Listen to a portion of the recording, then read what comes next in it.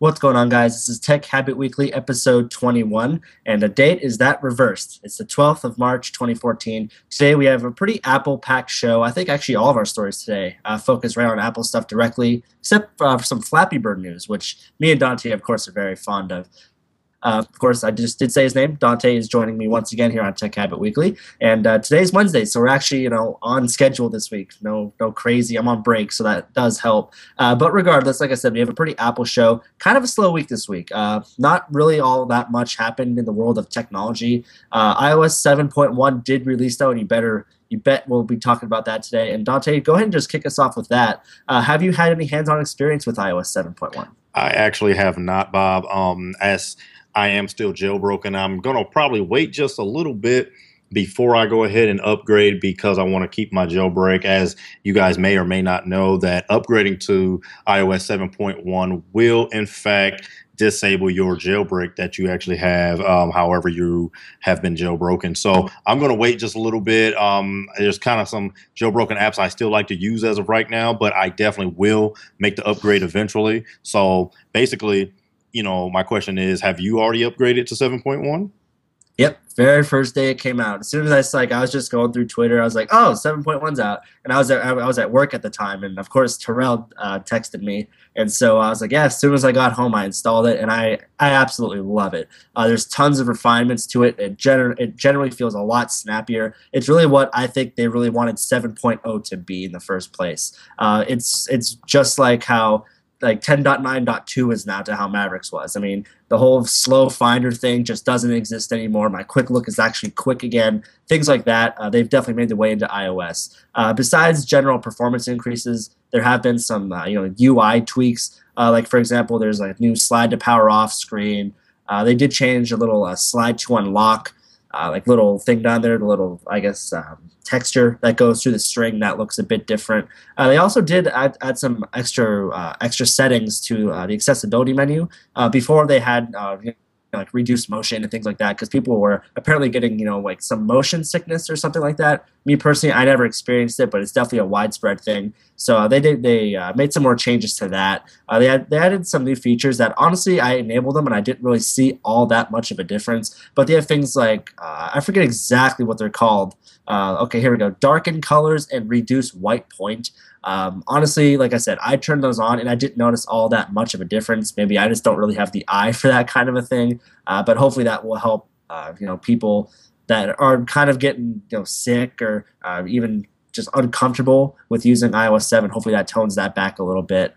Dante, does this look like something that you would almost want to ruin your jailbreak for to upgrade, or do you think that it's okay, I'm glad things are fixed, but not really all that worth it?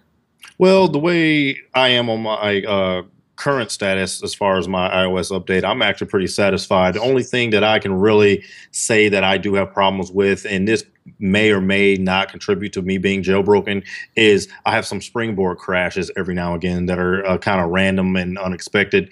And I'm sure it's probably because of my jailbroken status, but some of those tweaks, actually, one of the ones I probably would use is being able to actually darken your folder, because sometimes when I'm doing certain things, the text is kind of, may kind of contrast and blend right in between, the background of just what I have chosen as a background. So sometimes it just doesn't look very good. So it would be nice to actually use that option to make your background gray instead of transparent or even just darker in general. Another thing that I would actually use is reducing the white balance, because sometimes, Terrell made actually a really good point about this. He said that he wished there was more of a almost like night mode, because basically if you're using your phone at night or you're laying on your back or something and you're just sitting in the middle of the night, you don't need your phone that bright.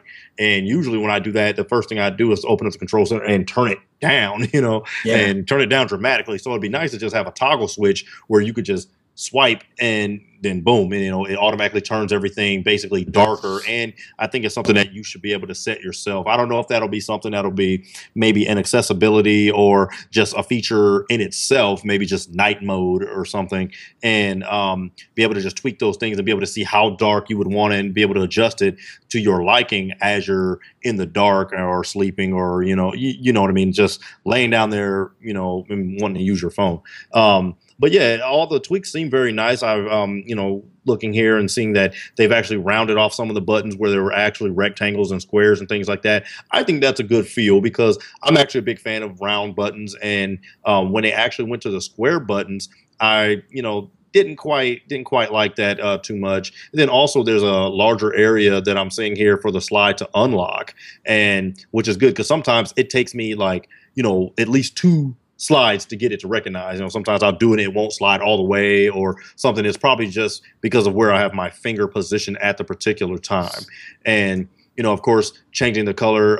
There's some slight color changes that I'm seeing onto some of the icons, like say the Messages app and the FaceTime app and things like that, and which is good because I think they're going for that, just that darker look instead of having things so bright, and of course, you can go ahead and just adjust your brightness at any time and things like that. But it does help that it's easier on the eyes in everyday use because there's sometimes I remember, especially the calendar app, is pretty much all white.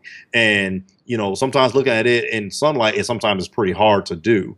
And, yeah, I don't know. I think Apple's taking a lot of input from their customers and seeing some of the messages and things that need to be changed, and they're actually taking some steps forward to bring these updates out in these newer adaptations of iOS, and I like it a lot. So it looks good. I haven't upgraded yet, and I'm going to definitely be looking forward to some of those features and see how these things stack up, and once I do update. So it looks very nice, though. Yeah, I've had nothing but great experiences with it. Like I said, it's what I feel that they wanted iOS 7.0 to be. All the random springboard crashes and springboard resets and actual phone restarts. I haven't had a single one yet. The whole thing just feels a lot snappier, a lot more responsive. So I'm definitely glad that I updated. The update comes in at, I believe, 268 megabytes. Also, last week we did discuss CarPlay in quite a bit of detail. So if you missed that show, go ahead and you can see what CarPlay is. But this feature, or this update rather, does include CarPlay support. Of course, the performance and the UI tweaks like we've been discussing. I feel that this was a very much needed update. It's something that, like I said, I think is what Apple finally wanted to give us in 7.0, but they just needed a little more time with everything that they were doing with Mavericks and the whole new Mac Pro. Apple's been very busy, so I'm glad that this did actually make it to market. And if you have upgraded, I believe I read somewhere that the upgrade rate now is at like 6% or something of total users. There's like 6% on 7.1, which is pretty good considering it's only been out for a day, maybe two, and so that's pretty good. That number will continue to rise, and I assume there's a lot of people like Dontae out there that have indeed jailbroken, and now they're just kind of holding back. It's not that they don't want to upgrade; it's that they actually can't if they want to preserve their jailbreak. And so with that. Also, be sure to let us know what you think about 7.1 if you have upgraded it down below in the comments. But with that in mind, we also do have some jailbreaking stuff to talk about today. Apple actually mentioned the Evaders team. They actually gave them some credit in the release notes of the security exploits and stuff that were found in the 7.1 update. What they fixed. Dontae, is this something that you've ever seen Apple do before? Explicitly call out like a hacking team and give credit to them. Actually, no. I mean, usually Apple Incorporated in itself have been pretty hush hush, especially with the jail breaking community. Normally they just have exploits that will basically just patch the security exploit that to be able to jailbreak. So I haven't publicly seen anything or any articles of them addressing a jailbreak team, individually like this here. And with this article, I think it's actually good because you start to maybe see that if Apple's paying attention to some of the apps that these jailbroken users are actually using, that maybe they'll start thinking about adding a couple tweaks in. That way they don't have to worry about, voiding warranties and just a headache on, going through jailbreaking, even though jailbreaking is a lot easier to do now than it has been in the past. Now, my experience with it, and I've been jailbreaking since the iPhone 2G, basically you're just trying to find apps and utilities and things that your phone can do that it's not currently offered to you through Apple or through another app developer that you can get that's not third party and it's not in the App Store and things like that. And it gives you a little more control if you're one of those guys that like themes and if you want, say, Tech Habit Weekly theme or something, and you can just have Tech Habit Weekly across your entire phone and just kind of tweak your settings and your UI just as much as you want. One thing I like is the sped up animations that myself and Terrell actually have. I mean, it's ridiculous. I'll try to show you guys here how fast. Let me get my unlock here. How fast some of the animations go, and it's like super fast. I mean, you can boom, boom, boom, boom, and it's super quick, versus someone that's actually on the newer updates or even an older update. The process is still there. It's still doing what you did, when you press it, it's doing the calculations and everything for you. It's opening the apps and everything. It's just their animation has been sped up, and it makes you feel like your phone is actually faster. That's a real big tweak that I actually use for myself. But with this here, them with Apple giving credit to this team, I think is really, really good, because it says Apple has fixed the security issues with the backup and the certificate trust policy configuration, profiles, core capture, cache reporting. I mean, and a lot of things, FaceTime, iTunes Store, the kernel, a lot of different things here. And crediting this team, I think, is really well, because maybe they can start basically working together instead of working against each other, on future updates. Well, maybe they can enlist the help of these guys when maybe coming out with new iOS updates. But I don't know what you guys think down in the comments. If you guys think this is a good thing about Apple, or do you think Apple just basically trying to find better ways to close that security gap so there's no more jailbreaking, in future updates? Yeah, and I mean, that's something that I really do like about 7.1 is that the way you were talking about that tweak that you have installed for speeding up your animations, they have increased the speed of the animation in 7.1. It's not quite as zippy as what you have. Like, the animations aren't, like 10 times faster, but they're definitely a lot more. Right? As soon as I have Touch ID unlock it, the icons, I mean, that's the first thing I noticed. Like, wow, that animation was actually as fast as I would like it to be. I mean, as soon as I unlock it and my thumb went to open messages, it seemed like the icon was already there, whereas before I had to wait for it, and then I could, tap into it.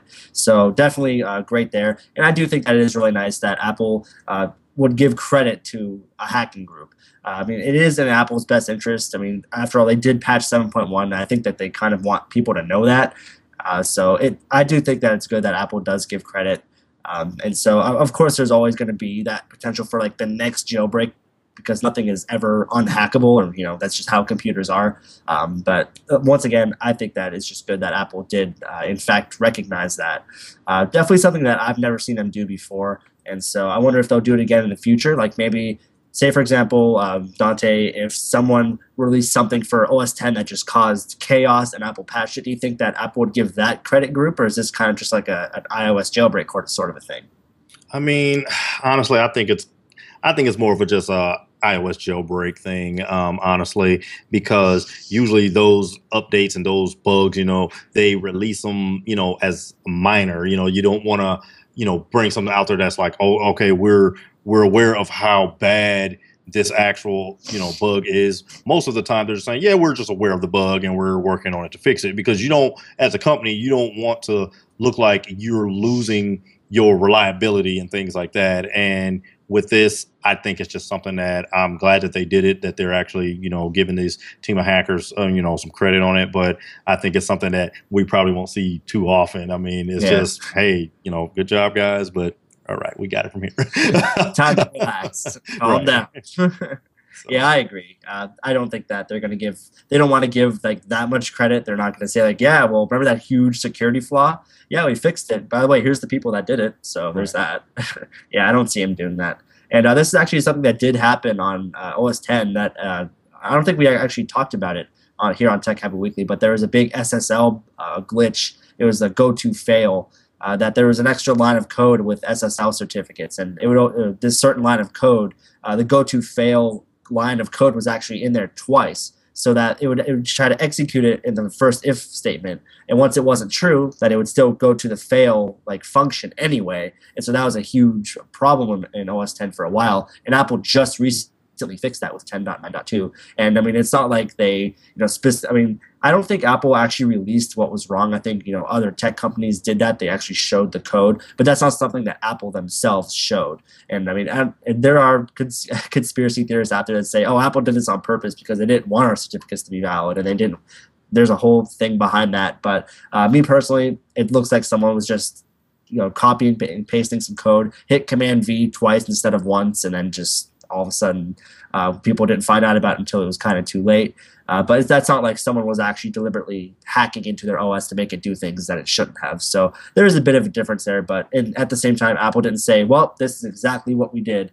When the update came out, the changelog simply said bug fixes, and that's it. They didn't really go into that much detail. So be sure to let us know what you guys think about this story down below in the comments. Moving on here, we have an application semi-restore released for iOS 7. Now, Dante, explain how semi-restore here is a bit different from the situation that you're in, because currently you cannot jailbreak 7.1. So what exactly does this semi-restore do?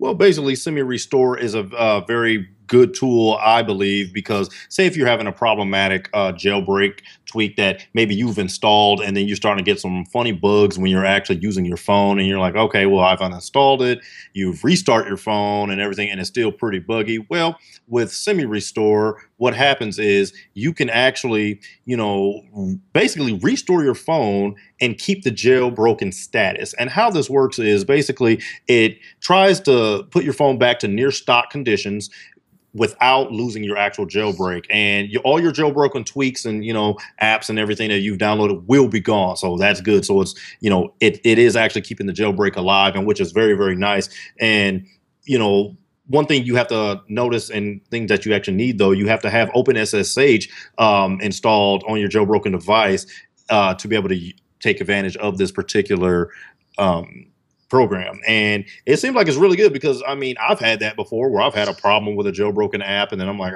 and I've got to restore back to the OS that I was on, and then re-jailbreak, and then after the re-jailbreaking and go back in and then get all your apps over again. So that definitely eliminates a timely step into re-jailbreaking your phone every time you need to actually restore. So I think it's really good, and just, I don't know, if you're a jailbreaker like myself, it's a very essential tool because, a lot of times, I mean, we're installing these jailbroken tweaks from people and we have no idea how it's going to work. You just go, man, that sounds cool. You read the brief description that's in Cydia and you install it. I mean, we all do. I mean, Of course, you install these apps at your own risk and everything. But, I didn't know that if I was going to install, say, like we were saying earlier, animation hack or something that's going to speed up my animations, that I actually downloaded the full album of Miley Cyrus, and then I would actually, consort to some sort of suicide right after that. But with this, you can save yourself, the death, and everything on your family by installing the Semi-Restore 7 for iOS. Hey, it's pretty deep. It's pretty deep here on Tech Habit Weekly, and so I think it's a pretty good tool, and I actually haven't heard of another tool like this before. But this actually does work on the iPhone, the iPad, iPod Touch models, running iOS 5 through 7.0.6, which is very good because you have a long range of iOS, versions. There you go. Sorry, I had like 4 different words for versions coming out. Versions that this app actually supports. I think is a very good thing. I don't know. What do you think, Bob? Me personally, I'm not a jailbreaker. I did jailbreak my iPhone 4S a couple times. But me personally, I just found that over time it kind of slowed down the phone. A lot of the tweaks, a lot of the tweaks nowadays they charge some money for, and I don't want to say that, oh, I really want to update to iOS, like the latest version of iOS X, fill in the blank, but I've already paid for this feature, so I want to use it. And then who knows if maybe in the next iOS update they'll just stop support for it. Then I'm kind of out of some money there. So me personally, I really do get all I need out of my phone being unjailbroken as it is. I feel that ever since iOS 7 came out, I really haven't had the want to. It's nice and fast and responsive, especially now in 7.1. Like I said, the animations have definitely sped up a bit, so I don't really find myself wanting any speed tweaks or anything like that. There are some really nice tweaks that I remember back on my 4S where we could have something like the mission or the control center control center feature that was kind of like in the reminders, the notification menu. Now that we have that, I just don't feel like the need that I really need to install any tweaks like that. There definitely are still some tweaks that I would like to install, but at the same time, I really like being on the latest version of iOS, and I like being able to update without any worries at all. And so I'm not really the jailbreak type, I guess you could say, anymore. If I had a separate iOS device, I would definitely play around with it. But as my primary main phone that I use to communicate with people, I think it's fine just running, stock iOS. But this is definitely a tool that I wish I had when I did jailbreak my iPhone 4S back in the day, because I know how it is. As soon as you install something that goes bad, then all of a sudden you have to redo absolutely everything, and it's definitely not fun. So this seems like a cool one-stop shop that lets you, just get right back to where you were about 6 times faster, maybe 7 or 8, who knows? But definitely very convenient. Now, something to note that this does not work if you are currently running 7.1 and you want to go back. This tool will not do that for you. I mean, 7.1 is just too new to be supported at the moment. And so those of you that did update to 7.1, maybe you lost your jailbreak, then unfortunately you're kind of out of luck for the moment in terms of this tool. But definitely be sure to let us know what you guys think about this tool down below in the comments. Is this something that you would use? If you are a jailbreaker and you're staying back from 7.1, is this a tool that you definitely want to have in your arsenal? Or maybe there's other alternatives out there. Whatever the case is, be sure to let us know somewhere down below my nipple region down there in the comments.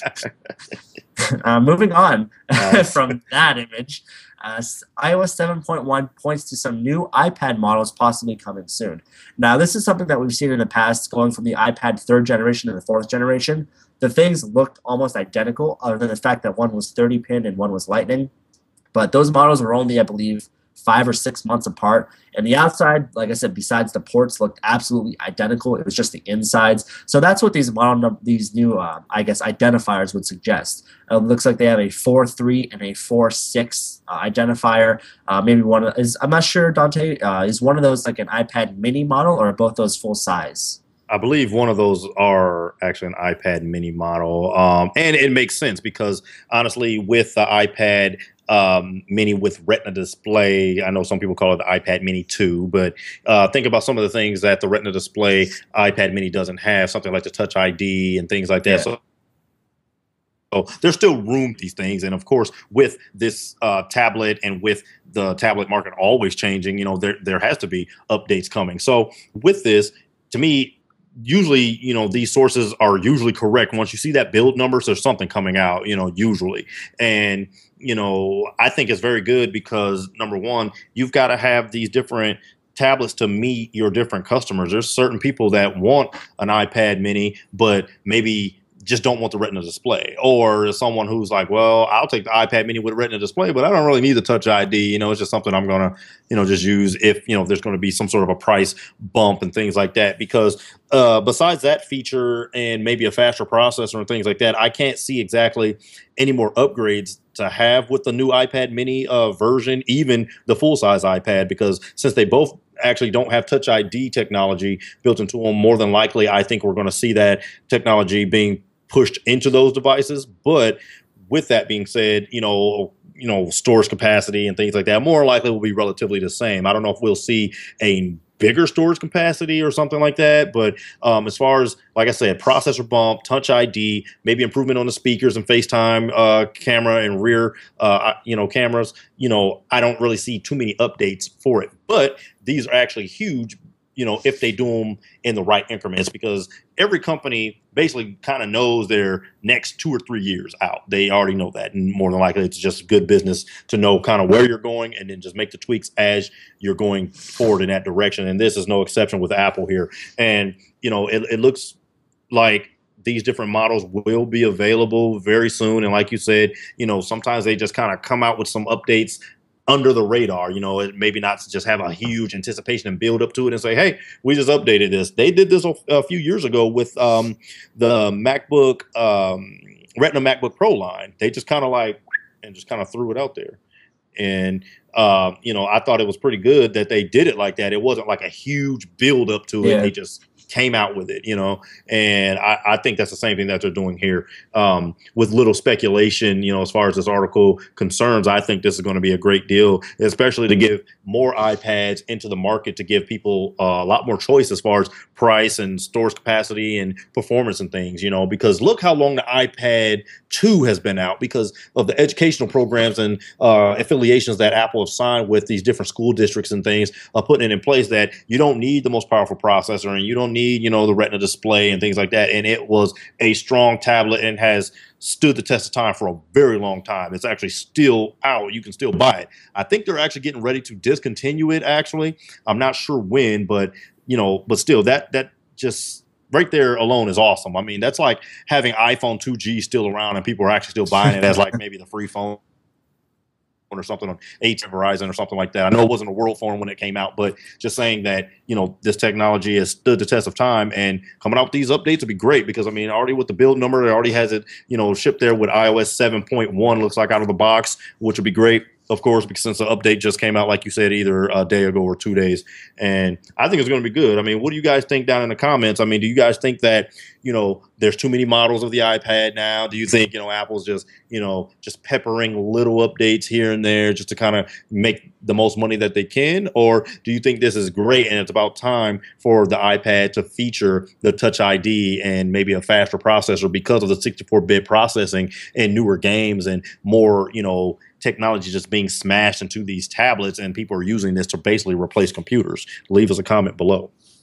Yeah, and we talked about this, I believe, last show about the possibility of Apple discontinuing the current baseline MacBook Pro and replacing it with an all-Retina MacBook Pro line. They might be looking to do the same thing here. They might say, okay, it's about that time. The iPad 2 has definitely got its money. We've got some great profits from it. It's done people a lot of good, especially like you said in the education field. But now we want to be able to advertise that every single iPad that we sell now is Retina. You know, they might be pushing for that all Retina line. So it's a good way of marketing. And I mean, if they can still produce, you know, like the iPad 4 fourth generation equivalent for the price of, say, an iPad 2 nowadays, then, you know, there's really no reason not to do that. I have a third generation iPad, and that thing lags like crazy on the Retina display because it was the first model that had it, and then GPU simply can't handle all those pixels. Plus, you know, it was designed for iOS 6 and not iOS 7, so it's just the performance is not there, and that caused me to really not use it aside from taking notes in school. That is like the one and the only use I have for it. I've been on break for, you know, all week, and my iPad is in my book bag where I left it on Friday. I mean, I just don't use it outside of the classroom anymore because of that performance degradation. But if Apple can get something like the fourth generation out there and sell it for the iPad 2's price, then I'm sure educational institutions will eat that up. I'm sure people that want a budget tablet that's still an Apple tablet will eat that up. And so I think it is about time. The iPad 2 has definitely had a good run. To give us some perspective, Steve Jobs was still around when that thing was released, and he's been gone for a while now, unfortunately. So that just gives you guys some idea of how long the iPad 2 really has been around, and that's rare that a company, you know, can make a tablet last as long as this has. So like Dontae said, be sure to let us know down below in the comments what you guys think. Is it time that Apple discontinues the iPad 2? What do you think that Apple has in store for us with these newer iPad identifiers? Could it just be a spec bump here or there, or do you think we'll see something hardware change like Touch ID, or maybe even like, I don't know, a camera flash or something on the iPad? Be sure to let us know down below in the comments. Moving on here, some more Apple software news. Apple TV, iOS 6.1 adds functionality, or really adds ability to hide channels. So, Dontae, what exactly does this mean for Apple TV users? Basically, personally, for me, it means Apple's doing, you know, another thing that I thought was annoying maybe just one time and fixed it. And this is something that I really, really like, because since there isn't an actual Apple TV store exactly where you can just pick your own apps and things like that, I'm gonna tell you right now, I'm not watching PBS, I'm not watching NHL. So I don't need them. I mean, honestly, if I could actually take them off to save the storage space, I would, you know, if it was something a little more manageable like that. But being able to hide them would be great because I'm not clicking on them anyway. You know, more than likely, the most used thing is the YouTube, you know, and Netflix and things like that. You know, there's a lot of different things out there. There's Bloomberg TV, there's Smithsonian, there's the WWE Network that's just been launched, the Red Bull TV and things like that. But to your specific, you know, settings, I don't know if all of those need to be displayed at a time, you know, at the same time. So honestly, being able to hide them would be great. It's just another thing. Like I said, I was like, man, I was scrolling through something. I think I was looking for I forgot what it was after an app update. And I'm like, well, where did they put it? And they like moved it down. And I was like, man, well, I got all these other apps I'm not using, and I have to scroll through them. So it looks good. And I'm glad that that feature is actually in there, because I'm not watching Disney Channel HD or anything like that, because they Don't lie.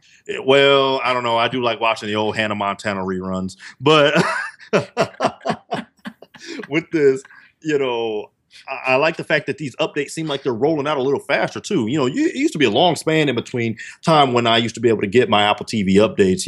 Every time I would get one, it seemed like it was forever when it actually happened. Now that this particular update is out and is actually doing something that was a minor annoyance to myself, to me, like I said before, I feel like Apple's going another step in the right direction to help its customers out with some of the things and some of the problems and complaints that they're having. And I'm sure this was one of them. And I like it because just the fact that the Apple TV 3 is still this old, and still being used by myself, and I recommend it for anyone who wants a set top, streaming device. Use the Apple TV is very well much, worth the money. A lot of people, they want to go to Chromecast and things like that, and that's fine. I mean, Google Chromecast, if it works for you, perfect. If slides right in your HDMI port and everything works. But I love being able to just AirPlay and just AirFlick and even use a third party AirPlay. But since my 2010 Mac Pro is just a hair too old before they started actually putting the AirPlay feature, which was like the processor feature that they were doing, like in the graphics HD 4000 and 5000s and things like that, with the chip to actually just stream straight upstairs. I can actually use a program that we actually covered on Tech Habit Weekly called AirParrot and still get it to stream my Mac Pro upstairs. And thanks to Bob for that particular app, and that was great. And we covered that at one of our shows as one of our tech treats. But with this here, I think it's great. I mean, the next big thing I want, and I mean, this is a big update. I want Apple to come up with some sort of Apple TV store where third-party developers can actually come out with apps and different games and things like that. I don't know if it will actually happen with this model because I'm pretty sure the new version of the Apple TV is going to need some sort of a processor bump, support 64-bit processing, some RAM, things like that to actually run this, because I've played games on my Apple TV through my phone and it lagged like crazy. There was some good moments where it was perfect, but I also was playing some pretty high def games too. So I don't know where that latency is coming through, but if they can fix that, they may have a real powerhouse on their hands with their, hockey puck size, streaming box. And I think it's great. So I don't know. What do you guys think? Do you think that this is a much needed update from Apple coming from the Apple TV, or do you not really care? Or do you think that Apple's just getting ready for something bigger in the works? Personal opinion, I think they got something bigger for the Apple TV, and I can't wait to see it because I am a customer of the Apple TV and I love it. I use it pretty much every day. It's great. Yeah, I mean, Apple keeps adding, these various little like Bloomsburg channels and things like that. You'll just fire up your Apple TV one day, you'll see a couple more things there. I think it is just a matter of time now before we see some new Apple TV hardware, and we do get some, actual third-party development going for it. I think there's really no reason not to. There's definitely a demand for it. And depending on what the apps are, I would definitely consider buying them. I mean, just being able to, be looking at my TV and say, oh, that's neat. I can see myself using that. Apple, take $1 of my money. I'll use that.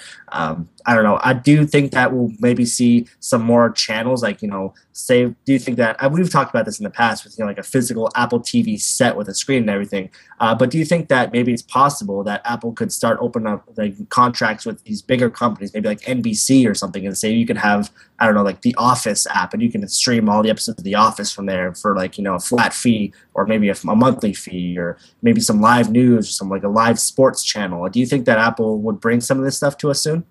I mean, honestly, I really do think that they will because of the adaptation of the HBO Go and even the Netflix app, streaming service. I think, these television companies are starting to really see the impact that streaming media has, because a lot of time, people, especially like myself, we do the show, I have a full-time job, and and a full-time student in college. There's a lot of different things going on at the same time. So a lot of time I can't sit down and watch, say, The Office exactly at prime time when The Office comes on. So it's nice to be able to just go back whenever you get some free time on a Saturday or something and stream it and not go, man, I missed it, I got to wait for the rerun to come on. You can just sit there and do it yourself. Matter of fact, on Windows 8, there's actually a CW app, and there was a show that I actually watched on there, and I really, really liked it. And I actually caught like the whole last season on that app alone. I ran it in a virtual machine, and it was great because I was able to catch up on the shows, and I didn't have to miss them because they were going to be on that streaming service app, and it was a free app. And, if they can come up with a good contract for these companies to be able to provide the streaming service to people, it's going to work great. But the problem is, once you do this, it's cheaper than actually, having a service provider and things like that. So I'm sure there's going to be some paid channels. So basically, If you had to pay by channel, honestly, I would, but it would have to be reasonable. If it's 99 cents per channel or something, that'd be great. And I can stream as much as I want all day, every day, 24/7. Doesn't matter. Basically give me a set a lot time that once the new episode comes out, it's going to have so much time to be uploaded or something, and I should be able to review it. That would be great. Even if it's a day, even if it's a full day, I would definitely subscribe to something like that. So hopefully Apple and some of these different, cable carriers and, network providers come up with something that can be a little more streamlined to give the customers like myself and yourself, a little better selection of things that you want to look at and have it exactly be the set top media streaming device that you want. And maybe one day this could actually push away from people actually buying in, actual cable providers, with all their channels. You can just pick them one by one. That'd be very nice. And of course, maybe they will have a deal where they can get like the local channels for free, like the news and things like that. But, if you want some premium channels and things like that, you can go ahead and pay for those, separately. That'd be nice, because you can literally get what you pay for. Yeah, in this day and age, it's absolutely possible. The only reason we don't have it right now is it just comes down to money. I mean, all the companies that make these shows, that put these shows on the air, they want their fair share. And I mean, the Apple can make them a sweet offer, but if it's not what they want, then they don't care what company it is. They're going to say no. The technology is absolutely there. It has been there for a while for something like this, but whether we see it or not, especially in Apple's next generation of their so-called hobby, the Apple TV here, which is definitely more than a hobby at this point. Whether we actually see that in the next set of hardware or not, it's really hard to say. Like I said, it all comes down to money and whether or not these all these different companies can actually strike a deal with Apple. Maybe, and hopefully, what I'm hoping is that all it takes is one company say, okay, fine, we'll give this a shot, and have it work out great. And all of a sudden, that one company starts making tons of money because so many people have Apple TVs because they're only $100. And then so hopefully other companies, other providers, like cable providers or whoever they do deals with, will follow suit and say, okay, they had awesome success with this. Their profits are great. Okay, we'll get in on this too. Apple, we'll take your offer, and then we'll get our content out there to be streamed for maybe a dollar a month or just whatever. So I definitely think that'd be great. Whether it comes to light or not, like I said, I think it's all up to money. But be sure to let us know what you guys think down below in the comments. We've talked about this, like I said earlier in the past, with a physical TV set, but something like this could still absolutely come in the form of the hockey puck Apple TV. Whether even that could be redesigned. Maybe it won't be a hockey puck; it'll be like a football or something. Who knows? Whether or not it comes to light, let us know down below in the comments what you think. Moving on, here we have our second to last story today, more Apple goodness. This is actually a concept video that when I say iPhone 6 or whatever the next iPhone is, generally these videos are like a joke. They're like, okay, like I remember one specifically, there's like a phone there, they're like projecting a hologram keyboard out on the table and people are typing away and doing all this ridiculous stuff. It might be kind of cool, but it's obviously not realistic. But this, on the other hand, someone actually took the time to 3D animate, model this entire phone. It's done extremely well, and it actually follows a lot of the designs, patterns that we would see from something like Apple. Dante, what all do you like about this concept? Honestly, one of the things I really do like about the concept is, how thin it is. And, with a lot of these mock-ups, I mean, like with this one in particular, they're calling it the iPhone Air. And honestly, I could definitely see that coming, as a line of the phones because with the adaptation of the iPad Air. One thing I really do like about it is how thin the bezel is, and it seems like the screen is actually completely edge to edge, and it looks really nice. We've seen a lot of different concepts in the past, only because every time around this year, you start seeing more and more. Of course, this particular phone, they're saying it's supposed to be a 4.7-inch display, and of course, Apple's been kind of getting blasted for a while about keeping the same form factor and size of their screen. So a bigger screen more likely is coming more than not, I'm thinking, or at least a new phone size. Maybe not say, hey, that's exactly the size we're going to get, but that particular screen will be about 8% larger than the current screen that we're actually on. It's going to have a looks like a 1080p display and things like that. And of course, it's going to be processor bump, memory bump, and of course a bump in the different cameras. And It looks really nice. It was very, very nicely done. But we see a lot of them. There's a lot of them that are just complete nonsense. But of course, there's going to be some like this particular one that's actually was done pretty well. I love the way he has like the exploded view of, you know, the home button and the Touch ID sensor and even the lightning cable port. It looks very, very nice. I mean, I don't know how drastic the changes are going to be, but honestly, with the form factor of the iPhone 5, the iPhone 5C, and the iPhone 5S, I think that it's probably time to change it, you know, just a little bit, maybe in design, because of how long they've been on it. And people, they'll probably say, well, look how long they were on the iPhone 3 to 3GS, you know, form factor. They were on that for a good while. And of course, with the 4 and 4S, those were the only two models that were like that. And you know, I think it's nice. I mean, to have the elongated screen and everything like that.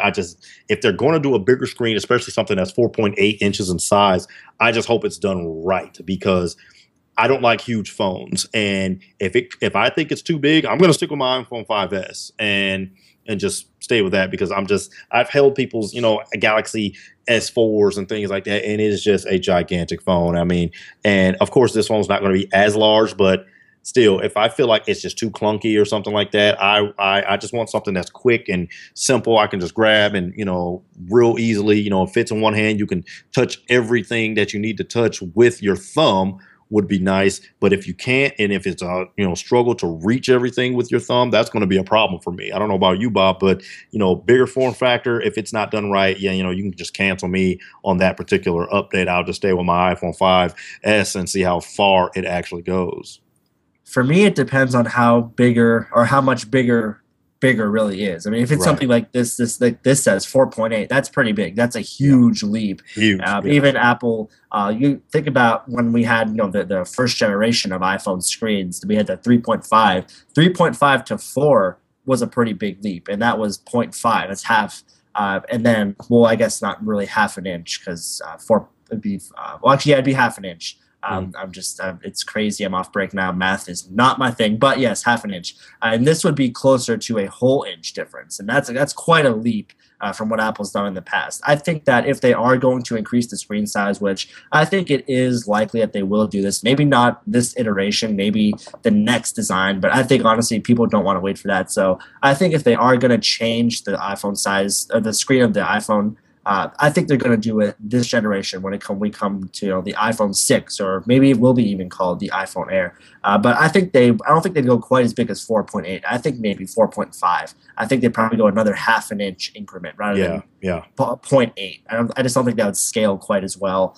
I don't know. It really totally depends. But in terms of the concept video in general, I'm watching it here. It does look really nice. Whoever did this, he does say his name in the video. I forget it right now, but definitely huge props to him, because he took a lot of time to, you know, model this thing out, and it does look very nice. I mean, it's different, but it's also the same enough that I could believe something like this would actually come to market. I mean, there's nothing in this video that's utterly ridiculous that we would just honestly never see.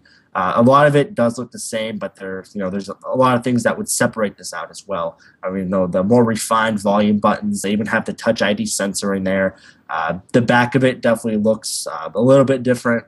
Like Dante was saying, the bezels are almost non-existent compared to what we have now. And so I think this would definitely be a solid upgrade.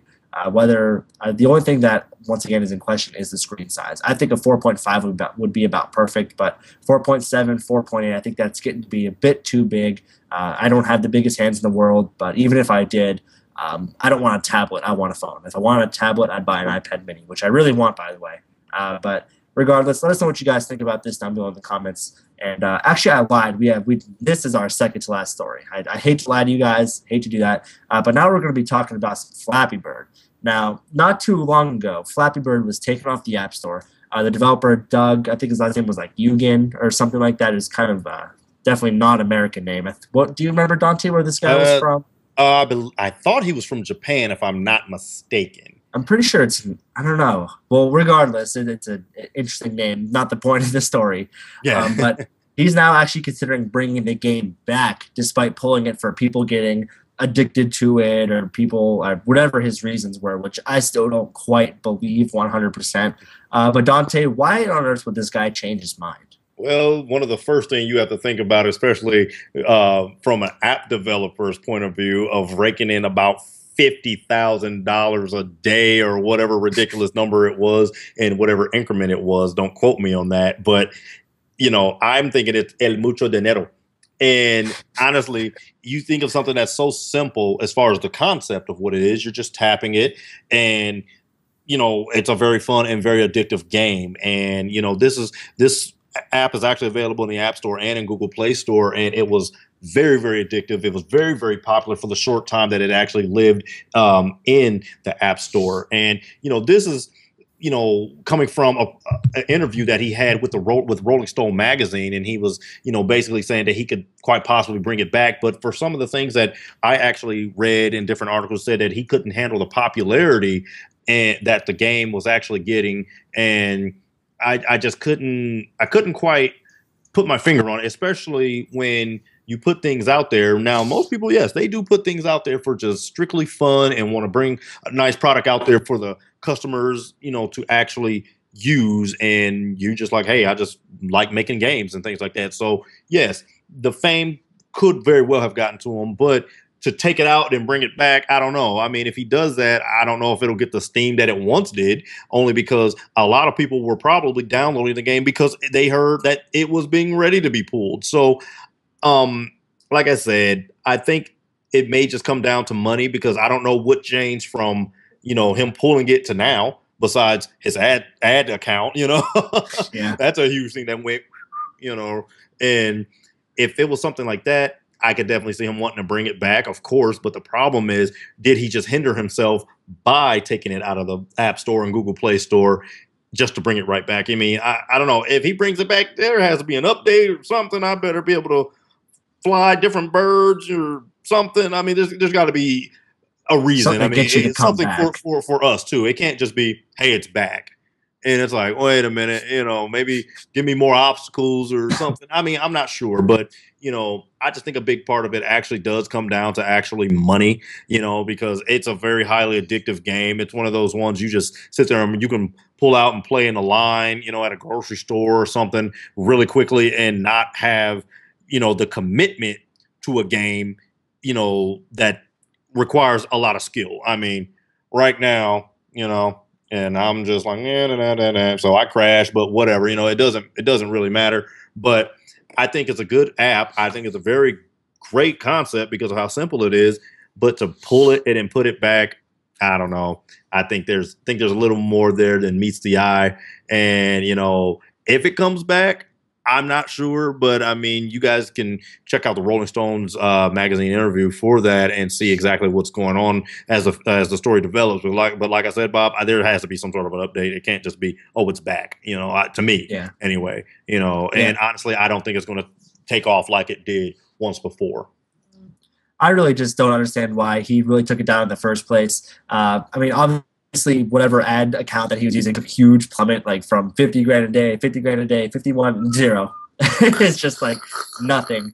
But I mean, why he took it down in the first place, I just don't understand. And he made this big deal about he just couldn't handle it. But yet, I mean, as soon as I think it was like 2 days before he pulled it, he made the announcement that this rare game, this game that is just crazy on the internet, so fun, so addicting, it's going to be down. So yeah, I'm taking it down in 2 days. That just increases the demand. So He sure didn't send back the check, Yeah, exactly. I mean, I don't know. There's just something about it that I've never really been on board with 100% ever since we first heard that it was being pulled down. And now that it's going back up, I think, it's kind of like you said, I think he did just kind of realize that he kind of hindered himself in doing this. I mean, I think he has released a game or so since Flappy Bird, but obviously it just hasn't been the same. And so honestly, I don't think Flappy Bird ever will be the same. I mean, I remember the day after he pulled it down, people were selling iPhones on eBay for like 10 grand because it had this game on it. And now it seems like it's gone already. I mean, I don't really see people in class on their phones anymore playing Flappy Bird. I mean, that a couple weeks ago, everyone was. And now it's like people just kind of forgot about it. And so I think it might be too late to bring it back and have anywhere near the success that it did have. And as Dante said, you're going to have to give me something to keep playing that game. I mean, I don't want to brag too much. I got my score of 139. So I kind of got my enjoyment out of the game. So I Seriously. mean, yeah, Dante can't even touch that. So regardless, who said that? It's just chicken or something. Yeah, But it's just like I touching definitely grass. need some. Like touching Oh, grass. okay. You're gonna play that card. Bye, Yeah. guys. Just But a little yeah, inside joke there, guys. yeah. Don't worry about it. But yeah, he's gonna have to give us something to keep me playing that. I feel pretty accomplished in that game already. Once in a while, I might open it up and just say, "Oh yeah, that was fun for 5 minutes, not 5 hours like it used to be."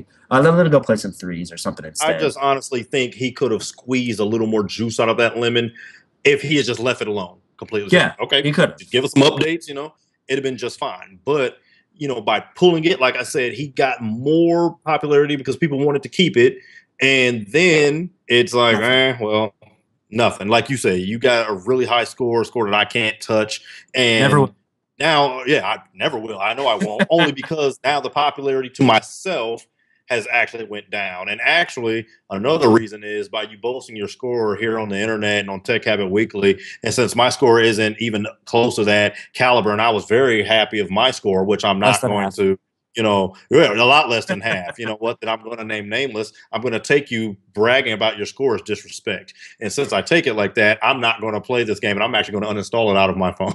No, but Uh, seriously, guys, though, with this, you know, he could have just kept the Steam going. He could have just kept the Steam going, got his bank account going, and worked on other projects because you can't be a one trick pony and just say, all I have is Flappy Bird. If you're an app developer and you can come out with a game that's highly addictive and it seems like the coding wasn't very, it wasn't real crazy. Come on now. Let's admit it. Look at the graphics in the game, and it was just a concept and how easy it was to pick up and put down. It was perfect for a person. But he could have just kept it going and moved some money into his a new app to develop. And I don't know, but of course you're seeing all the different clones and different games of ripoffs that came out in the past, and to the point where Apple and Google, I believe, both were saying we're not accepting any more games with the word Flappy in it.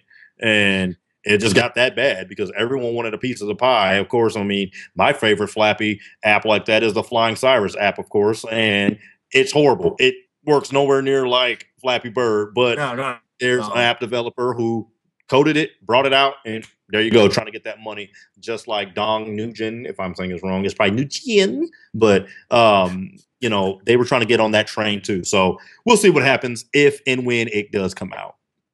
Yeah, I mean, Flappy Bird was fun, but I think it's reached its day in the sun. It's it'll never. Flappy Bird is going to be one of those things that when December hits, The Verge is going to have like that flashback of 2014 article, and you'll see Flappy Bird there. And then after that, I don't think you'll ever hear about it again. Yeah, like Yeah. oh yeah, I got rid of that in That. April. My score was way higher than Dante's. That's how I remember that one. Yeah, you know Yeah. how I think. Yeah. But let us know what you guys think about Flappy Bird. If it does end up coming back and you deleted it off your phone, now you have no way to get it, or maybe you never got the chance to get it. Do you think you'll go out of your way to get it, or do you want to see new features, or are you just saying, you know what, I broke my phone getting so mad at that game, I'm never ever touching it again? Whatever you think, comments down below, right where you know and love to leave them. Last story of the day, we're going to be talking about some more Apple goodness. Like I said, it's an Apple jam-packed show today. Apple is they're changing their iPhone return policy to 14 days and before we were coming from 30 days. So Dante, why exactly do you think that they would do this? Oh man, honestly, I mean, a lot of things can happen in 1 month. I mean, a lot. Honestly, true story. I actually broke my iPhone 5 screen within the first month, and that had never happened before. It was just like a freak accident. I was at work, and I was actually wearing a hoodie at the time, and I normally don't put my phone in the pocket of the hoodie, and I did. Well, the rig that I was having trouble with, it was a big metal structure, and I was trying to pull on it to get it to unlatch itself after pulling the release cables out. It flew out of my pocket and landed perfectly on its face. And I'm like, okay, that's fine because the bumper and everything that I had on it will protect it. Well, the problem is it did protect it, but the bad thing was it landed on a bolt. So it landed directly on something metal. And when I flipped it over, it only was damaged in that spot. It was horrible. So luckily, I was able to take it up to Apple, and they, saw when I purchased it, and they were like, okay, well, we can't give you a new phone because it was a drop, but we can give you a phone at a discounted price. So I took that, and I think it was like 200 bucks. It was pretty reasonable because, I'd paid like 200 for it anyway, so it was actually pretty reasonable because of that. But honestly, I think that the reason why they're changing this policy, because say if you're at 31 and you're a hardcore Apple user, you've got, MacBooks and things like that, I think it's kind of hard to go up to the Apple store and have those Apple employees turn you away, Yeah. because of that. And they're probably like, well, it's probably the right thing to do, but at the end of the day, we lost money on that, and maybe that's why the 14-day return policy would actually work a little better. I mean, my deal was a little different. It was more of like an insurance thing, I guess, like Apple Care, I guess. And since I was still between that year, they still wanted to help me out with that, but it was, of course, something that they don't cover, And with this here, with 14 days, I mean, I think it's good because if you're, you set your phone up through Apple, like say through AT&T or something at the Apple store, and you just say, I don't want it, I just want to take it back. I think 14 from 30 actually is pretty reasonable, only because, I mean, if you don't know by, in 2 weeks, I think you're kind of indecisive or something. And maybe it's just to slow that down too, because like I said, as far as helping me out on getting it at a lower price, I'm sure they do the same thing, even if you're just a hair away from the 30 days and they're like, okay, you can return it. But honestly, that's like a binding contract. It's like, okay, you're in there for 2 years, so that's on you. You made that with a carrier. But on our end, I guess we'll take it back, and then which Indeed will kind of help you cancel that, and it's kind of crazy. I mean, people may have different opinions of it. I think it's actually good, only because I'm not a guy that really returns a lot of things. I mean, I'll return something if it's defective, and that's usually it. If it doesn't work, it's going back. I'm not one of those guys like, I don't know if I should have bought that, and take it back. I'm just not that guy. Other people may think differently, but honestly, I think they need to save money, because I'm sure they lost a lot of money across the board on how many Apple stores that they were just like, okay, I do see, yes, I understand you worked on, that day and you have a family and Saturday is a bad day because you're doing this. And I know that you went to Miley Cyrus's concert, so you couldn't come in, and then you had to pay your taxes. And then the guy last week with the boat had a hole in it that you had to fix, and you had to help the guy out really bad. And then you shoot Tech Habit Weekly on Wednesdays. I understand that you couldn't get in on time. And then they help you out, because people come in with their sob stories, and they're like, oh my gosh, okay, just shut this guy up, or just help him out. But honestly, from a sales report and probably looking at everything, they're like, we took a hit on so many iPhones that were out of the, warranty, and 30 days passed and things like that. And then, you just got to honor the rules. I mean, when the rules are in place, I don't think they're exactly meant to be broken per se, but in a company aspect, you kind of have to keep the rules, because if you feel like you can bend it on this, you can bend it anywhere else. So I think it's good. It's going to be bad for a lot of other people who are indecisive. I don't know. What do you think? Like you said, people are definitely going to have different perspectives on this. Just this last show, we talked about Apple changing their tech support policy, how it's not going to be free after the warranty's out. So it seems that they are, taking a look at how much they're spending in terms of having people, on support, or how many phones that they're losing due to them being, just slightly out of that return period. And Apple wanted to keep their awesome, I guess, history of having really good tech support, or Apple. If you walk into a store with something broken, chances are you're going to be hooked up. I mean, there's a few stories online of bad experiences with returning stuff to Apple. Overall, they generally have very good, customer service. And so it seems that lately they are just taking a look at, how much they're actually spending on this. And so maybe now they're saying, no, we still want to keep that reputation of having that, but we could cut it back a little bit to things that are, if your 3-year computer runs out of warranty, then, if you have a question about it, then, we're not really going to have someone on our staff 24 hours a day. Someone that will always be there to answer that tech support call for you for nothing. I mean, we're going to have to charge you for that.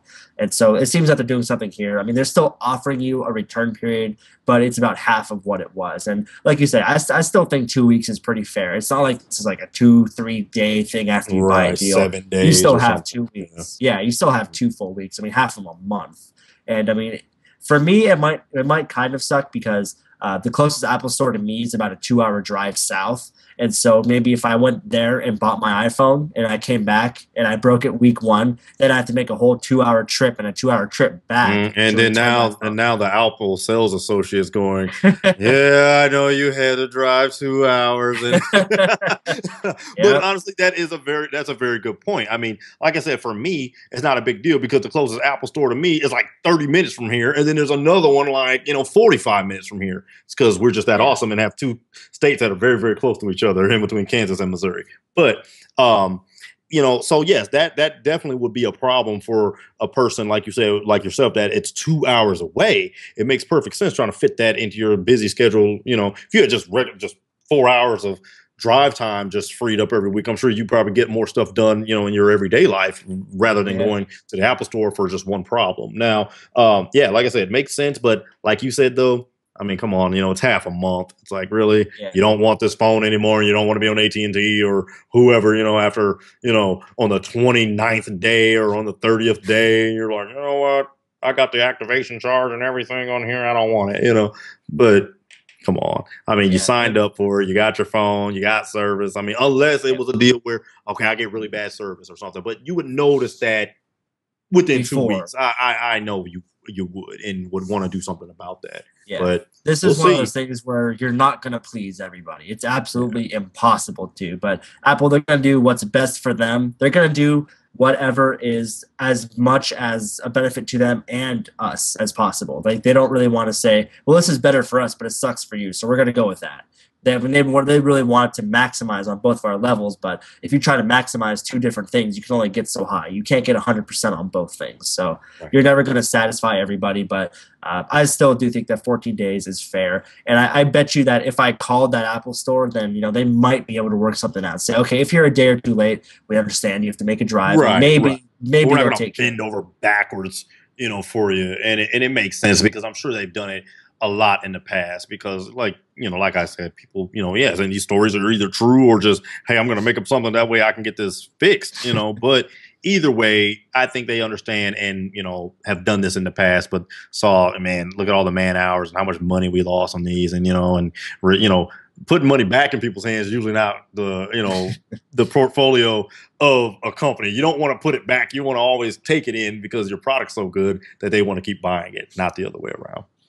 Yeah, exactly. But with that said, this policy does go into effect starting tomorrow, which would be March 13th. I thought that was Friday the 13th for a second. I got kind of creeped out, but it's a Thursday, so we're all good here. So like I said, it could be today. Exactly, yeah. Get like a nice little horror theme going in here, or just play Wrecking Ball. That's all we need. Oh man, that's all we need. That's a horror album. I'm thinking. Actually, they use that for the as the score, and they just played the album in the background of the new Halloween movie. You guys can check that Halloween movie 2014 in theaters with the Miley Cyrus Wrecking Ball entire album soundtrack as a score. Exactly. Yes, you heard it here first on Tech Habit Weekly. So be sure to let us know what you guys think down below in the comments about this. Of course, like I said, Apple is not going to please everybody, but are you one of the few that maybe they didn't please, or are you someone that's kind of like us that we're like, okay, we understand where they're coming from and that we understand and this is okay with us? Let us know down below in the comments. And now, Dontae, my good sir, we've reached that point of the show where we get to discuss our tasty, tantalizing tech treats. A lot of teas there. Dontae, go ahead and kick us off with your tech treat today. Tech treat today is a very useful app that I actually use all the time, and this is one of those things that basically, if you have you ever been somewhere, say hotel or something for just a couple days, and you're like, man, there's nothing on their stupid TV. They've got dumb channels and things like that. A lot of C-SPAN and CNN and a lot of C nothing for me anyway. I don't really like political things, so you always say, okay, I forgot my laptop or, didn't store my movies on it, but you have like, say, an in-house server or something. Well, what you can do is my app and my tech treat for today is an app that's an iTunes store that you can get. It is called Stream to Me. Stream to Me is an app where basically you can pull your own, movies from a server to your phone. And this works in two ways, basically. You can be at home and on your actual network and use it, and it works very well. Matter of fact, I'm going to show you mine because I actually have mine set up. I'm going to kind of, be careful about this part because it actually does have my real server address that I have port forwarding. So I can actually do this on my LTE speed, and it actually works. But I'm going to do the Wi-Fi version. I'll go to Dante's 12-core beast of a System Mac Pro and click it. And I have a movie section. I don't know how good that'll focus, but in the movie section, there's all my movies right here. And it's pretty fast. Like, I don't know what I'm just loading, but right there, that fast, that movie's already playing.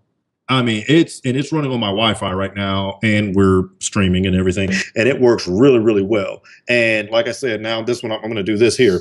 I'm going to actually go here, and I'm going to turn off, because I'm on Wi-Fi now, I'm going to turn it off. Show you guys, okay, it is off. Now, I'm on LTE. Now, when I go to Stream to Me, the app, it actually gets rid of my actual, the Mac Pro section usually goes away. But I'm going to actually go to the address because I already have the port forwarding. I mean, you have to maybe Google that if you guys aren't familiar with port forwarding and things like that, to assign it an open port to be able to get to this outside of your network. And now I'm actually in it. It's the bottom one here. So I'm in it now, and go to movies, and I'll go into this one, and this is on 4G LTE speeds, and boom, we're playing. And I can do this anywhere. I can do this all day, every day. And look, it's pretty good. I mean, there's no lag. I mean, it is playing seamlessly right now. And I really, really like this app, and I actually use it a lot. Now, be careful on your data usage, though, because, most people aren't on an unlimited data plan anymore, and this will suck up a lot of data. This is one of those things that I would actually recommend if you're going to use, especially the port forwarding, that you do this like on like say the hotel's Wi-Fi or something like that. But it does work really well. I've used it plenty of times because the job that I have, I actually cover like 4 states. And whenever I'm staying out of town, I do it all the time. Now, be sure to leave whatever your server machine or whatever computer you're streaming from on, because it's going to basically use your internet to upload to there so you can basically pull it in. So it's a very, very, very useful app. You want on your computer, you want an app, and they have this on OS 10. They have the app called Stream to Me. Stream to Me, or I'm sorry, Serve to Me. Serve to Me is the app that actually is taking it and where you can assign your folder and where you're going to put everything. That basically makes that folder basically like its own little media server, and then you can pull that and actually get your files, and it's really, really nice. It works really well, and it actually works with music too. So if you have music and things like that in your folders like that, you can stream those too, and it works very, very well. But my tech treat again is Stream to Me in the iOS App Store.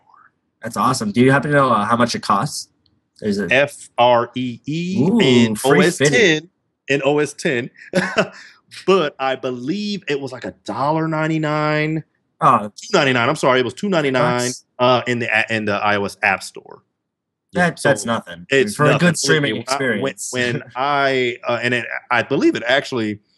I think at one time it used to be free. I think it was a long time ago. I believe Terrell got it, and if correct me if I'm wrong, Terrell, but he got it and said it worked really well. Well, at the time I was making like a new, media streaming deal. I was like, okay, I'm going to make like a little media hub where I could just have access to all my files and whatnot, and it'd be nice. And then he was like, oh yeah, get this Stream to Me app. And I'm like, are you serious? You've been holding this for me? You're just like Bob. It's ridiculous. You guys have these good deals on like Canon printers and whatnot, and don't tell anybody about it. But, now that we're past that part, and I have no animosity, no hatred, no nothing for it, but whatever. But he let me know about this app, and it works very, very well. Like I said, I can be miles and miles from my house as long as my computer is on and you're forwarding. And, and of course, this does work better with a static IP address, but in the past like 2 months, my IP address hasn't released, its lease yet. So I've been able to do it. So basically, once your lease is up, you just have to go to your host computer that's actually hosting it, check that IP address, and just, either copy and paste or just enter it into your manual configuration, and you'll be able to be back right online with it. So very, very good app. Very nice. Awesome. Yeah, for $3, I mean, That's something I've actually wanted quite for a while now. So I will probably buy that. And it works on, like I Especially said, if any the network. It works as long as the internet connection is fast enough. It works. I've done this on my 2009 MacBook from other locations and was like, hey, and it worked. It worked. yeah, this is So, oftentimes the most expensive part of the show for us because we always end up like buying each other stuff. Like I bought the speaking case. Like now I've yep. bought a couple apps. Like you're bleeding me dry over there, Dante. I just don't understand you. But yeah, Nice. awesome tech treat, especially the OS 10 version being free. Definitely something to check out if you haven't already. But my tech treat now, there's a bit of a backstory to this. My girlfriend and I, a couple days ago, for some crazy reason, we both started talking about the good old days of Pokemon back when we were in like elementary school, even up to like middle school ish. We had our Game Boy colors, and when we started reflecting back on, like Pokemon Gold, how fun it was, and all of a sudden we both got a hankering to play it. So we dug out, a Game Boy. We dug out our versions of Pokemon. As it turns out, if you don't know this, inside of the old Game Boy cartridges, in order to save, there's like a little watch battery, a button battery in there. And if once that battery dies, your game can't save anymore. So of course we lost all the progress we had. If we wanted to start a new game, we'd save it. It wouldn't save. So it kind of sucks. I mean, we want to be able to like relive a bit of our past for a day or two, and we can't even save our progress for anything. So kind of a downer. So then I got the idea of downloading an emulator, and so I just hopped on Google really quick for my computer here. I just typed in Mac emulator Game Boy, and all of a sudden I got this emulator. It's called OpenEmu, OPENEMU, and basically what it is, it's an open source emulator, and it supports literally just about every single console out there. A lot of times you find emulators that there's a Game Boy emulator, and it does nothing but Game Boy. Or there's like a Nintendo 64 emulator, and it does nothing but Nintendo 64. This emulator does literally just about every type of game that you could throw at it. And so, of course, I went and I Googled around for a Pokemon Gold ROM. We're not going to say where to get these, but I do own the game, so I have no shame of actually downloading the ROM. And it runs absolutely great. Granted, Game Boys don't require all that much power, so I kind of expected it to run good. But of course, this has been updated for Mountain Lion and Mavericks, in which you can click the full screen, and it goes full screen for you really nice. You can, I believe, I haven't tried this, I believe you can plug in something like a PS3 controller and use that. But me personally, I've just been using this. There's only like 4 buttons on a Game Boy anyway. And so you can assign, like right now I have my A button assigned to be enter, my B button assigned to be shift, and of course the directional keys are the directional keys.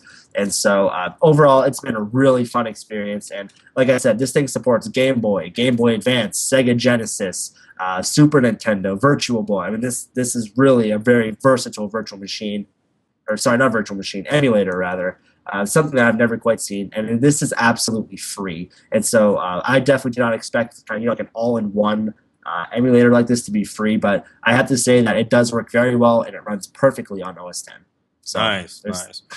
I really like that tech treat, honestly, because I actually have a Super Nintendo emulator, because it was basically almost the same exact thing. Like I used to play Teenage Mutant Ninja Turtles, Turtles in Time, like crazy, like no one's business back in the day. And yes, you're actually correct, Bob, because there's actually things like this. This is a PS2 controller with an adapter for nice. USB. So yeah, I can actually do this, and it works well with many games. I actually picked this up at Radio Shack a few years ago. Matter of fact, it's Radio Shack brand, and I don't know if it'll focus in on that, but yeah, that's the brand of it, and it just plugs right in the bottom of this. And of course, you can find some of these even online with a bunch of different configurations for your different controllers. I actually use this to play Grand Theft Auto San Andreas, just like I'm playing on PS2 when it came out, and it's great. Yeah, I love Grand Theft Auto San Andreas on Windows because of all the different mods and different things you can do. I mean, I have the whole thing like hacked. It's crazy, but yeah, nice tech treat, man. I didn't expect an emulator, but yeah, that's really, really nice, because I don't have that system anymore, and there's no way I'm going to go buy one or whatever just to play it for a few minutes. But yeah, I actually have that on my MacBook and everything, and it runs surprisingly well. So yeah, that's a very nice tech treat, and that's something I more likely will pick up too, because there's some old Game Boy Advance games that I used to play, and now that you mentioned this particular one, makes me want to go ahead and download one. So yeah, I'm definitely going to check that out too. So yeah, I mean, nice if you're like a '90s kid and you don't have a Pokemon cartridge floating around, I don't know what kind of a childhood you had, but it's definitely it's good nostalgia, to replay this kind of stuff and just see like how much you've grown. Like, wow, that used to be so difficult. Now it's like a couple button taps, and it's fun to see. Definitely stuff that you played 10 years ago and how different it is, nowadays. But that's my tech treat. Well, like I said, absolutely free. Go ahead and download it. So that's it. And that's all for Tech Habit Weekly episode 21. Thank you guys very much for joining us. Those of you that watch live, keep doing it. That's awesome. Those of you that don't know, we did just make a switch over to Justin.tv. So there is no longer any YouTube notification or anything like that we have had for the last 20 episodes. There will be a video on my channel very soon about that. And so with that, Dontae, thank you very much for joining us. Go ahead and tell people where they can find your stuff. The best place to find me is at twitter.com at KC Nightmare. And on my new YouTube channel is youtube.com/Dontae D. Harris. And I'm going to have all kind of different news and different videos for you, from jailbreak tweaks to upgrade videos and unboxings and things like that. And of course, you can find Bob CPU Kid Roach at roachtechnologies.com for all your different Hackintosh tutorials and videos on that. And also, thank you guys again for tuning in to another week of Tech Habit Weekly. This is episode 21. I've got 99 problems, but tech ain't one. And word to your motherboard. We'll see you next week.